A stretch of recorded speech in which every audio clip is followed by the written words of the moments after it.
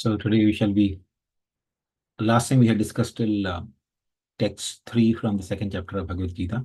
So today we'll be continuing from text 4 onwards.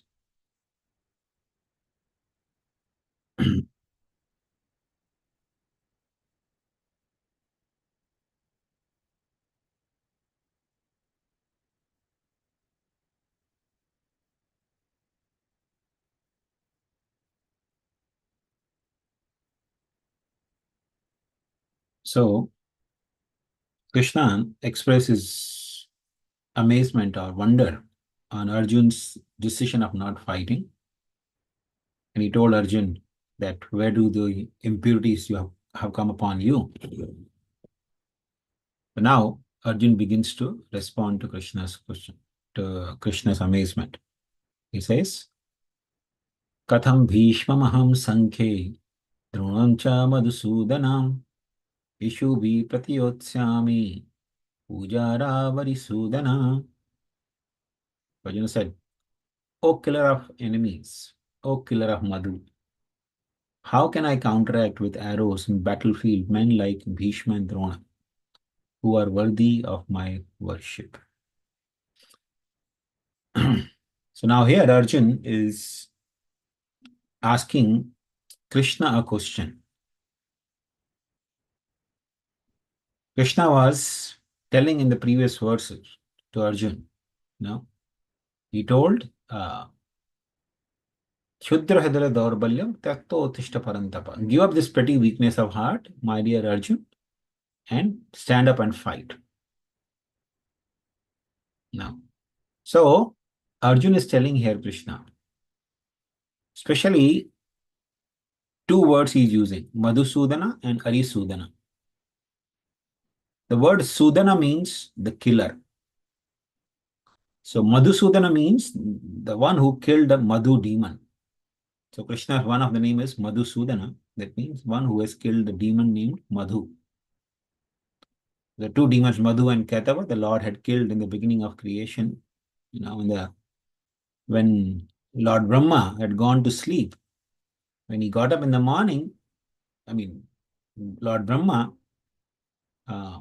when he was asleep, that time Madhu and Ketava appeared from the ears of Lord Vishnu. Vishnu, Karna Malodhutpa. They were born from the ears of Lord Vishnu. Like the ear, we have some dirt. So Lord Vishnu's ear dirt appeared in the form of demons. And they wanted to swallow Brahma. Madhu and Ketava. So Lord Krishna, in the form of Lord Vishnu, he actually killed them. So therefore, one of the name of Krishna is Madhusudana.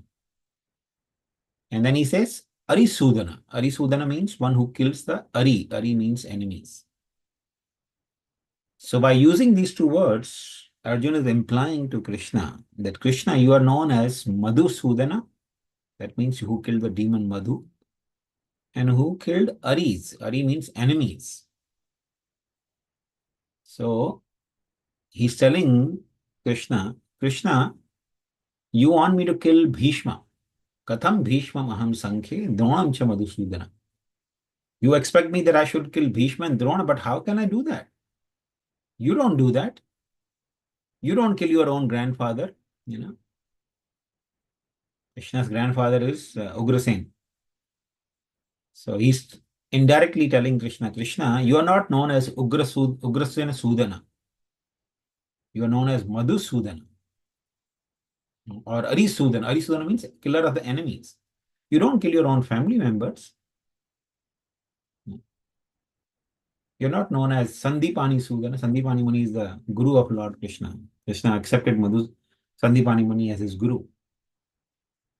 So, therefore, he's asking, how can I kill people like Bhishma and Drona who are Ishubhi? How can I kill them with arrows? They are Pujara. They deserve to be worshipped. Ara means to deserve. And puja means worship. So they deserve my worship. How can I kill them? Then further, he's speaking verse 5. Gurun ahatva hi mahanubhavan shreyo bhoktum bhakshamapi haloke atvartha kamam sukurun ihaivam bhunjiya bhogan rudira pratigdan. It says, Gurun ahatva hi maha anubhava. So he's telling, my dear Krishna, it would be better to live in this world by begging. Shreyo bhoktum bhaksham api iha loke. Bhaksham means to beg. So he's saying, I consider begging, it would be better to live in this world by begging than to live at the cost of the lives of great souls who are my teachers. Gurun means teachers. Even though desiring worldly gain, they are superiors. If they are killed, everything we enjoy will be tainted with blood. So he's saying, Gurun ahatva hi mahanubhavan shreyo bhoktum bhaksham api haloke. Shreya means uh, he's comparing the two things. So Gurun ahatva, on one side I should kill my gurus, my superiors, who are actually great souls. Mahanubhavan means who are great souls. Bhishma is not an ordinary guru or an ordinary person. Dronacharya is not an ordinary guru. They are great souls, very powerful and very exalted personalities. So one side, there is the killing of the great souls who are like my teachers, superiors. And other side is bhaksham apihaloke, to beg. Because if I can't kill them, then the only recourse I have is bhaksham. So Arjuna is saying, Shreyo bhoktum bhaksham apihaloke. I consider better is among the two to beg. Live by begging rather than killing. Killing my grandfather and teacher. Why? Why it is better? Hatvartha kaman sugurun ihaiva. Because if I happen to kill these superiors, hatva means by killing, So by killing and kamams, fulfilling my desire, artha kaman, artha means money, So kama means desiring. So if I desire artha by killing my gurus, hatva artha kaman tu gurun ihaiva. Ihava means in this world. Bhunjiya bhogan, I will be enjoying, no doubt. Bhogan means the worldly pleasures, worldly things I'll be enjoying. I'll have palace, I'll have a lot of money, I'll be enjoying that. But Rudhira Pradigdan, they would be tainted with blood of these great souls.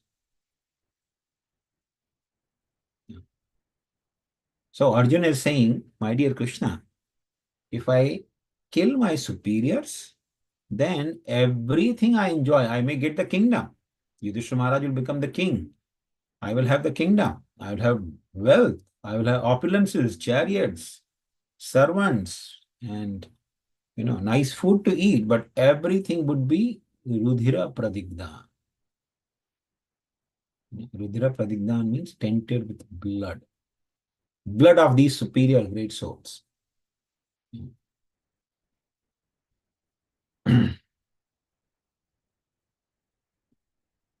In text 6 he says, Nachaitad vidma kataranno gariyun yadva jayema yadivano jayeyu yane bahatvan jijim shamas devasthita pramukhe dhartarashtra. He says, nor do we know which is better, conquering them or being conquered by them. If we kill the sons of Dhritarashtra, we should not care to live. Yet they are now standing before us on the battlefield. Now here is another reason Arjuna is giving. Now, leave aside the part of gaining the worldly kingdom, which is tainted with the blood of great souls. He is giving another powerful reason here why he should not fight. So few reasons he gave in the previous chapter. Here in this second chapter, he is giving one more reason here. Na cha aitat vidaba. Vidaba means to know. He says, I do not know which is better. Gariyo means better. Which is better? Katra no gariyo. What is better means, when you say which is better means there has to be two choices.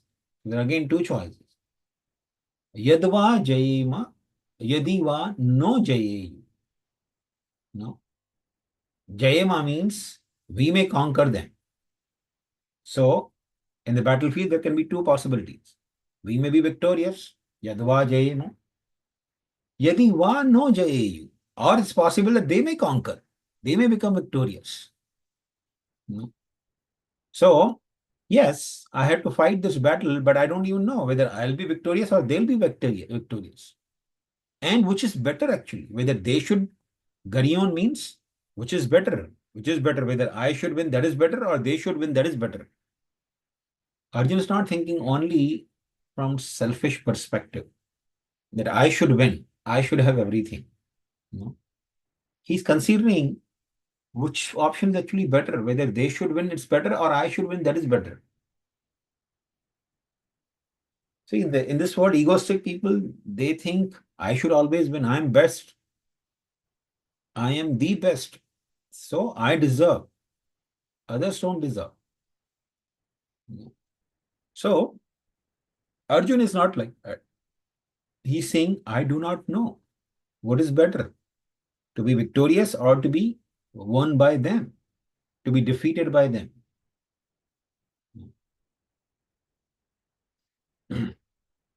And yan eva hatva na jijiv shamas. Jijiv shamas means desiring to live. He said, if we desire, yan eva hatva, if I am desiring to killing them, then I should not desire to live either. Because there is very possibility that even I can die on the battlefield. They may die, but I may also die.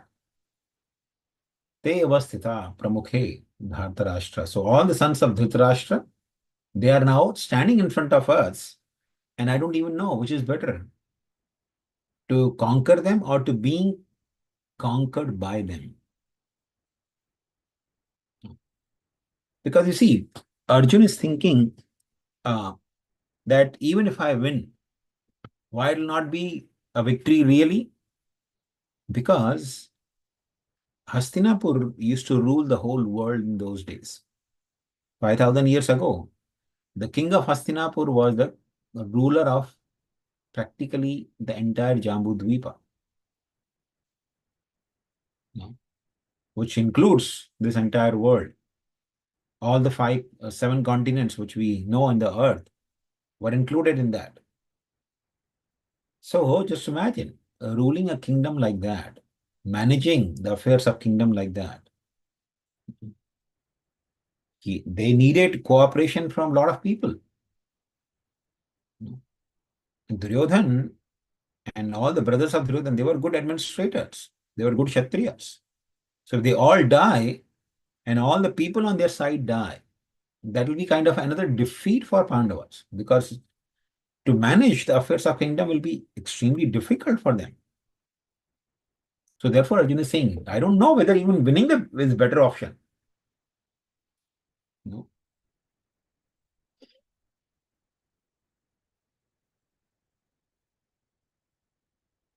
Now, text 7 is actually very important and beautiful words. So after giving another argument that why I shouldn't fight, because I don't even know whether which is better, Arjuna is finally submitting to Krishna. This is a very important junction of Bhagavad Gita. This verse is actually a very important turning point. So, what is Arjuna saying? Karpanya dosho pahata svabhavam prichhami tvam dharma samudha chetam yat shreyasyan nishchitam bruhitan me shishyasteham shadimam tvam prapannam. He says, now I'm confused about my duty and I've lost all composure because of miserly weakness. In this condition, I'm asking you to tell me for certain what is best for me. Now I am your disciple and a soul surrendered unto you. Please instruct me. So here Arjun has given so many arguments. He's thinking that he should not fight. He knows that he shouldn't fight, but he's again confused. Like in the previous verse, he mentioned, I don't know whether it's winning is good for me or losing or being conquered by them is good for me. So, in spite of giving all the arguments, Arjun seems to be confused. So now he is surrendering to Krishna, saying, I am totally confused. Samuda Cheta. Dharma Samuda Cheta. I am completely bewildered. Samuda means to be bewildered, and Cheta means my mind. My mind is in completely bewildered state when it comes to dharma. I'm not able to decide what is really dharma. Whether I should go to the forest and live by begging, or I should fight and kill all my relatives. So Arjuna has given good arguments, but he's still not sure about whether the arguments are good or not good. Otherwise, he would have told Krishna, Krishna, I'm leaving.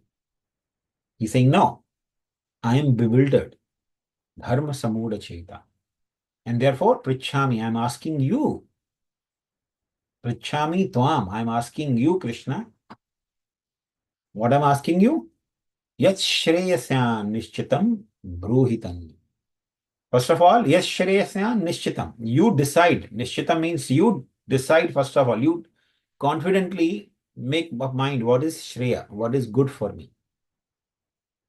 And bruhitam. And then tell me. Now, first you decide what is the best for me, and then you tell me that.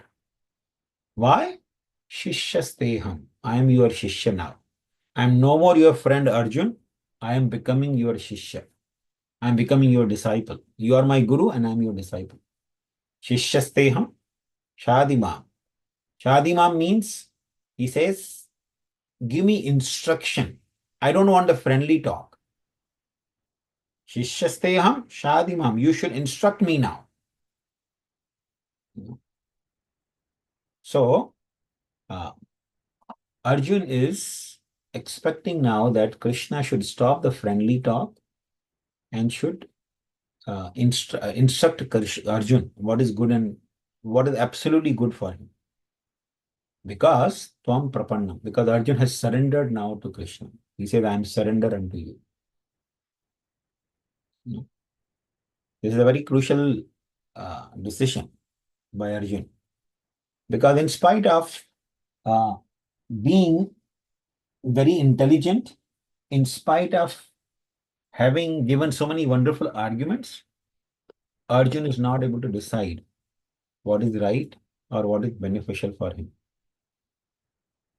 Therefore, he's surrendering to Krishna and becoming his disciple, expecting the clarity coming from the Guru. Everyone in this world gets confused at some point of time. Therefore, it is very essential that everyone must have a Guru. Because by taking shelter of Guru, we can get clarity. We can get clear directions.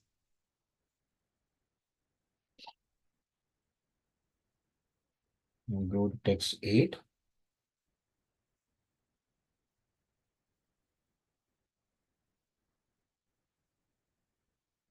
Nahi parpashyami mamapanudyat yatshokami uccoshanamindriyanam avapya bhuma vasapatnaridyam rajyam suranam apichadhipatyam.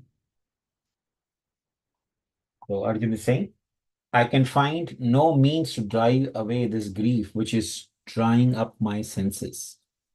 I will not be able to dispel it even if I win a prosperous, unrivaled kingdom on earth with sovereignty like the demigods in heaven.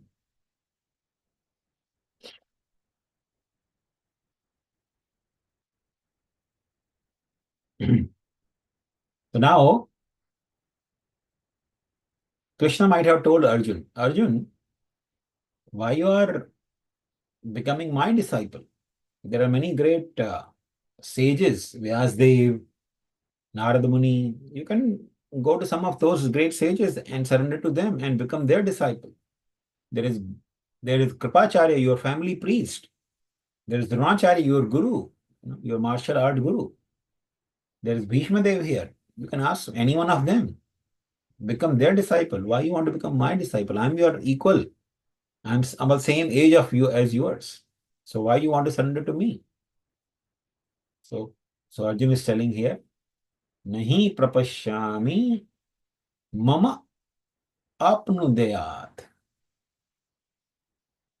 Apnuyat yat shokam. My shoka cannot be driven away by anyone. Nahi prapashyami. I don't see that anyone is capable of driving away my shoka. Shoka, which is uchchoshanam indriyanam, which is drying up my senses. The distress which I'm experiencing is actually drying up my mouth, drying up my senses. I'm feeling emptiness in my heart. So this shoka, this distress is actually making me feel complete world as void. You see, in this world, it is very natural. When a person is going through distress, he or she thinks this whole world has become meaningless. Sometimes, therefore, people, when they are too much overpowered by this feeling of shoka, the feeling of distress, they commit suicide. They think this life is not worth even living.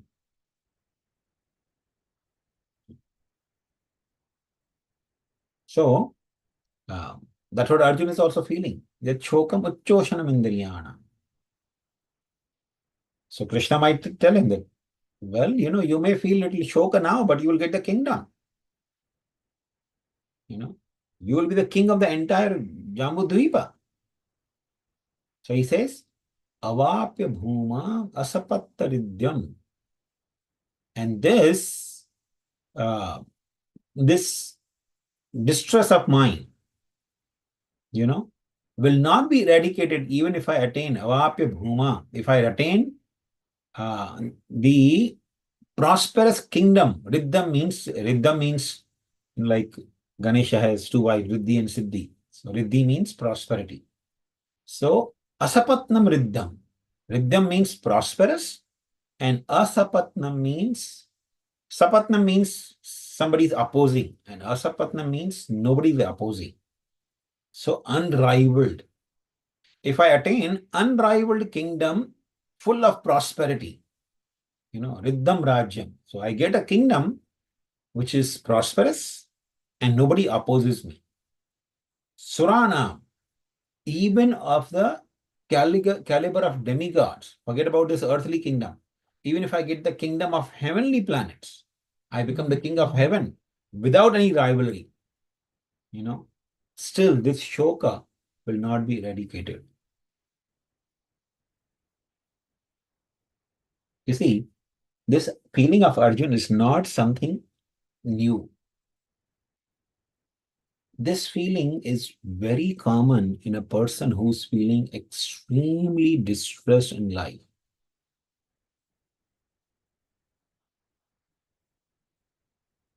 There are people in this world, very filthy rich people, sometimes they commit suicide. I know many years ago, I think almost 30, 40 years ago, even more than that, but there was one young boy from Hinduja's family. Hindujas are, in the UK based, one of the very filthy rich family. They have so much wealth. And the only child in their family, the only boy who was supposed to inherit everything, he committed suicide just because he couldn't uh, get a girl to marry whom he very much desired. He actually committed suicide. Just imagine. I mean, person so wealthy. I mean, some of the beautiful and nice girls would be willing to marry him. But because he couldn't get the girl of his choice to marry, she married somebody else. And he thought this world is not worth living. Even though he had so much wealth, he was the only heir for the entire wealth of Hinduja's family. Asapatnam, no rivalry, no brother or siblings at all. Riddham, so much prosperity. But ah, na shokam uchoshanam. Uchoshanam indriyam. The person he was thinking, this distress cannot be removed. Because I lost this girl, life is not worth even living. So Arjuna is feeling in the similar way that if I have to kill my grandfather, if I have to kill my teacher, even if I get the unrivaled kingdom of heaven, still it is not going to be able to remove my shoka. So in this way, Arjuna is feeling very much distressed.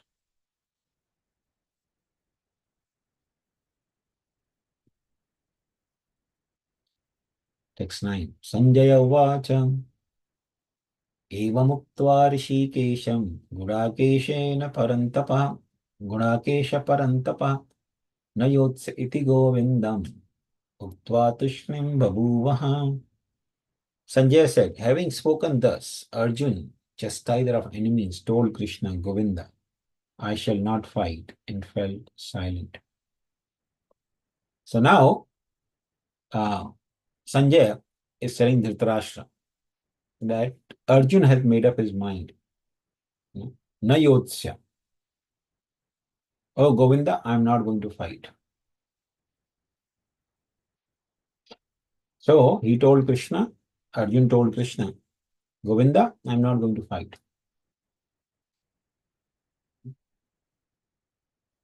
Now, this statement by Sanjaya must have given great joy to Dhritarashtra.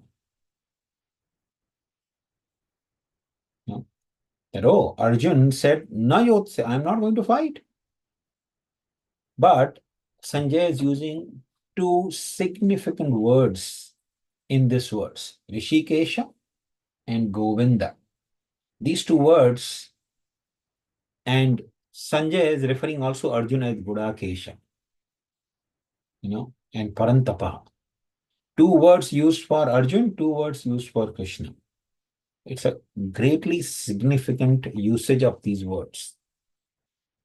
Rishikesha. Rishika means senses. And Isha means the Lord of sense, Lord. So Rishikesha means the Lord of senses. So we have hands, we have legs, we have eyes, we have ears, So these are all senses. And we have even mind. Mind is also considered one of the 11 senses. So Krishna is the Rishikesha. He is the Lord of senses. And Go means also senses. And Govinda means one who gives joy to the senses. And Krishna especially gives joy to the senses of his devotees. So, Sanjaya, he is using these two words, Rishikesha and Govinda, signifying that Krishna, he is the one who gives joy to the senses of his devotees. So Arjun, although he's feeling now shoka, he's feeling distress, soon is going to be very blissful because Krishna is going to give joy to his senses. And Rishikesha indicates that Krishna is going to take control of the senses of Arjun. Why? Because Arjun is Gudakesha. Now, Gudaka has two meanings also. And Isha means the Lord. So Gudaka means sleep. And sleep also signifies ignorance. So Gudaka also means ignorance. So Arjun's name is Gudakesha, means one who is the Lord, one who has conquered the sleep or who has conquered the ignorance. So right now, Arjun is temporarily appearing to be illusion, appears to be, overpowered by uh, ignorance. But he's capable of conquering the ignorance. And Parantapa is actually to create fear in the heart of Dhritarashtra. Tapa means to give heat, and Paran means enemies. So one who is capable of giving heat or inconvenience to his enemies, that means one who can chastise his enemies, who is capable of putting his enemies into distress, he's called Parantapa. So Sanjay is actually telling Dhritarashtra that Arjun is, first of all, Gudakesha. He is one who is capable of conquering the ignorance. So his ignorance will be conquered soon because he is in direct touch of Rishikesha. And Parantapaha, he is capable of giving pain or chastising his enemies. So soon he'll be chastising his enemies because he is in contact with Govinda. So by using these four words, although Sanjay is telling Dhritarashtra that Krishna was told by Arjun, Na yotsya, Krishna, I'm not going to fight. But it's just a temporary statement by Arjun. Arjun is going to fight. So I think we will stop here. Okay, I think we can discuss one more verse and then 11th verse onwards. We'll continue next week. So text 10. Tam uvacha rishikesha prahasan iva bharata senayorubhayor madhye vishidantam idam vachaha. O descendant of Bharata, at that time Krishna, smiling in the midst of both the armies, spoke the following words to grief-stricken Arjuna.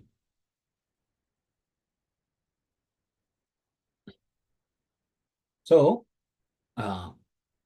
here, Sanjay is further again using the word Rishikesha, assuring Dhritarashtra, my dear King Dhritarashtra, my dear King, who are a descendant of King Bharat.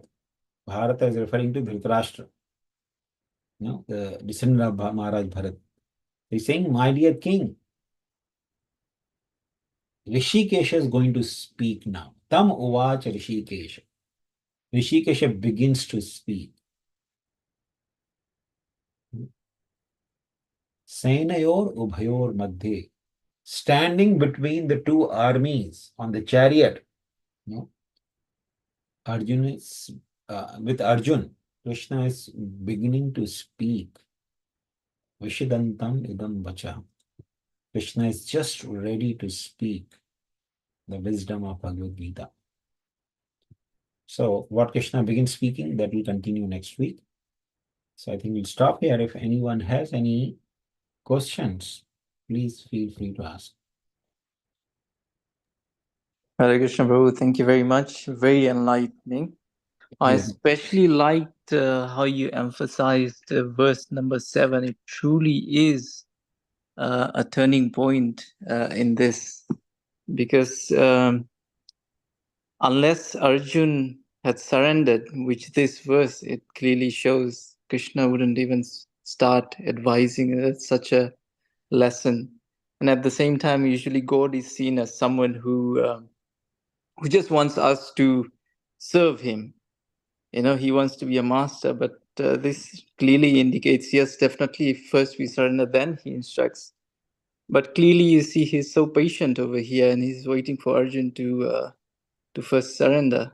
So thank you for emphasizing that particular verse. Thank you very much, thank you for bringing that out again. Yes, Krishna doesn't speak until unless a person surrenders. And similarly, Guru also, he does not give wisdom. People think generally when a child went to school or Gurukul in the ancient time, they would be entitled to knowledge. No. The Guru would give some basic knowledge, some minimum knowledge, but he would teach only when somebody was very appropriate student. The student who would actually dig into the heart of the guru to find out all the treasure he's holding there. No. So guru would never just give knowledge, because he's supposed to teach. No. Guru would teach to all the students, but some students would be extraordinarily brilliant because they knew the art of learning from Guru. They would actually uh, uh, probe.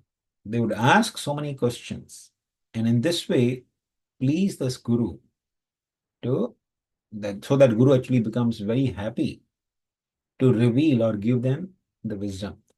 Similarly, Arjun in the Gurukul, he pleased Dronacharya so much that Dronacharya gave everything that he had in the terms of knowledge to Arjun. Along with Arjun was his own son. Dronacharya's own son, Ashwathama, was also there. But Dronacharya did not teach everything to Ashwathama. He taught everything to Arjun. Because Arjun was the best student. He pleased his guru to the highest degree. And therefore Dronacharya was obliged to teach him everything, which he didn't even teach his own son. Thank you very much, Gopal. Thank you, Prabhu. Thank you, Prabhuji. Yeah, wonderful. So no more questions, then we can stop here. Sure, So we'll Prabhuji. continue next week from text 11 onwards. Thank you very much. Hare Krishna. Hare Krishna. Thank you, Prabhuji. Hare Krishna. Hare Krishna. Mhm.